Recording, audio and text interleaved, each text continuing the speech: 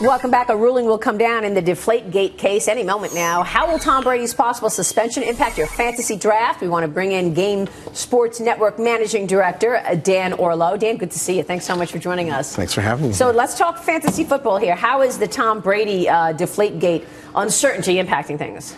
I think it's transformational. I really do. I think if you're looking at season-long play, if you're looking at Tom Brady, you don't know when he's going to, what the suspension is going to be. You'll find out in the next day or two.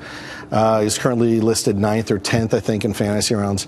I think if you're looking at some of the other things that are going along with people having to put together their teams, with suspensions, with injuries, it makes for a very complicated narrative. So I think what it's going to do is drive people away from season-long play and into daily and weekly play. Wow. Mm-hmm. And the technology, where do you think we're at on that? Not only in auditing what people are doing, but letting people execute on shorter-term, investment horizons or betting horizons, however you want to characterize it. Yeah. Look, Congress has made fantasy sports a game of skill, which it is, yeah, and made it legal.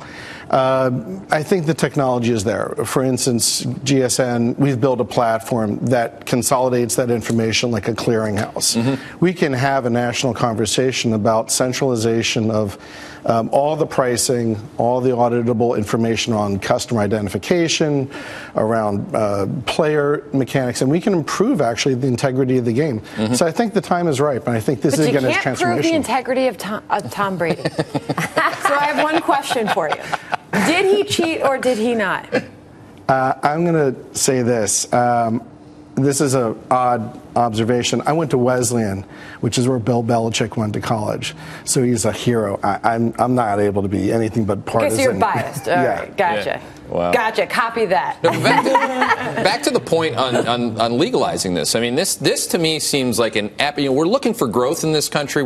This is actually growth that's already out there. A lot of people obviously bet illegally. What are the steps? What's the path? Does anybody support it? Any presidential candidates? That's above my pay grade. But I do know that the Commissioner Silver has gone ahead and said that it's appropriate time to have a national conversation on sports wagering. Yeah, it sounds like he wants it, obviously. Yeah, and I think that the leagues have taken first steps by investing in actually daily fantasy sites and like some of the larger companies out there. Yep. So I think that the time is ripe, and I think we are looking at this transformational period. Really good stuff. So you got your draft ready?